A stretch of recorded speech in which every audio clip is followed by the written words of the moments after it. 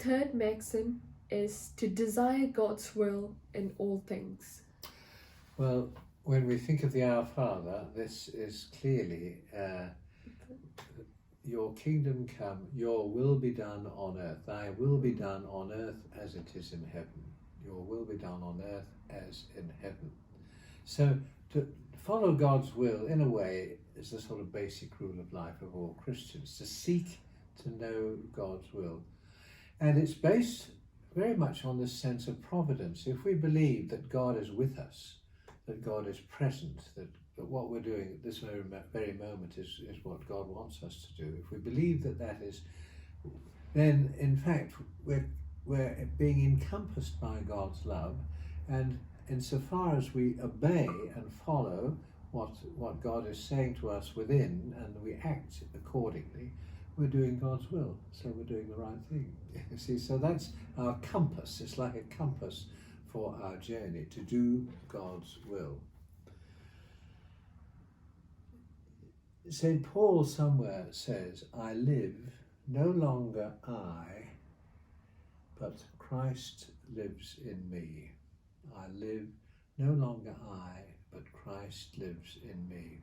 And I think that encapsulates the meaning of this maxim, to feel that my conscience, which tells me to do this or to do that, or the church, which tells me to do this or to do that, or sometimes in my response to the request of somebody else to do something, to come to Palmerston North and do retreats, right? Then that's God's will for me, and I do it, you see, and that is really what thy will be done means in practical politics. In the latest encyclical of Pope Francis, he calls upon human beings. The latest encyclical, which is Fratelli, which is Cari, Carissimi Fratelli,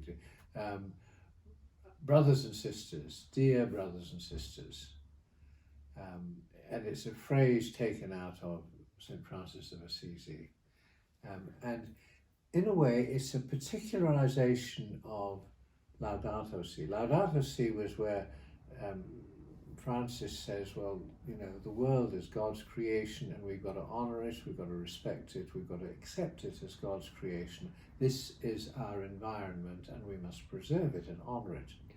But the most important, the crown of that, is you and me, is people. Mm-hmm. So he said it's that the most important section of that is our society, our common society. And he said in there that he notes that people tend to be always squabbling with each other. They fight.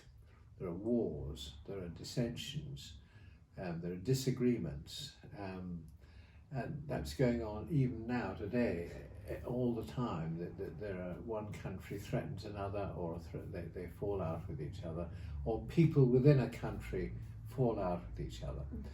And Francis says what we have to do is to dialogue. He says we've got to talk to people, we've got to listen to people, we've got to say, this is what I think, can I hear what you think? And by putting those two together and listening to each other, ultimately we come to consensus. We discover God's will. So that's a way of discovering God's will in a situation which sometimes seems to be dissonant, where people are saying different things and arguing with each other and fighting with each other. The peacemaker is very important, and Francis is particularly preaching peace in this new encyclical. So, desiring God's will in all things is to desire that there should be peace, that there should be harmony between people, that people should listen to one another, and that they should care for one another. And they should cooperate with each other. They should learn to work together. This latest epidemic, in a way, this pandemic as we call it, is a challenge to do that. It's interesting, I don't know whether you were aware of what was going on last week with the 20 countries who are arguing about what to do with regard to vaccines, and the countries which are too poor to develop or haven't got the resources to develop their own said to the other countries, it will be a crime against humanity if you hog all these vaccines for yourselves and don't think of the countries which can't afford it. So they've pledged, the 20 countries eventually pledged that they would not do that, that they would actually produce these vaccines, and once they were tested, they would make sure they went to the people who needed them most, not the people who had the most money. Yeah. So that was a good thing, you see, and that's cooperation. And one of the, I think possibly one of the great good things that might come out of this epidemic, which seems to be such an evil thing, which kills people and maims them and has caused so much disruption to the economy, and to people's lives. If it brings the world together to a more cooperative condition, then good has come out of evil. Yes. You see, so that's another example, if you like, of thy will be done. That it's not that everything will always be swimmingly beautiful. It isn't. We have a cross to carry in life, and these crosses which come may be sickness, they may be epidemics, pandemics, they may be the result of wars. See, I lived through the Second World War. That was all my childhood, and early adulthood was really threatened by that, by a war, a world in terrible conflict, people throwing bombs at each other, killing each other in big numbers, which is a totally evil thing. However, it was noticeable that in the war, first of all, people who were poor were for the first time looked after properly. In Britain, where I was brought up, before the war, you would often see poor people in the streets who suffered from, what do they call it? Rickets. Do you know what rickets is? Bow-legged, right? Because they were not properly fed. That vanished. The war finished with it. The poor people were fed. Their children were given milk. They were given adequate basics. Nobody had very much to eat, but everybody had enough. And they were given wholesome food instead of rubbish, and it meant that we had a healthier population. And that was one little item. Secondly, the division between rich and poor shrank. It became very close. Most of the rich people in England became bankrupt. The war wasn't good for them at all. But the poor, they fought for their rights, and they were better paid, better looked after, better housed after the war than ever before. So the war actually brought a sense of care into society which had lacked before. And then eventually, of course, it challenged the people who had won the war to be forgiving.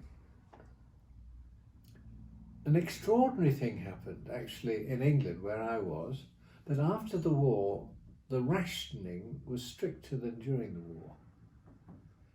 Bread was rationed. It had never been rationed during the war. Why? Because the government sent huge quantities of grain to Germany to start to feed the starving people there. They actually restricted the amount of food in England to feed the Germans who had been defeated, because there were no crops. You see, the crop zones had all been fought over in northern France, and in Germany there was the threat of starvation. So the British government gave huge quantities of food to them to get them back on their feet.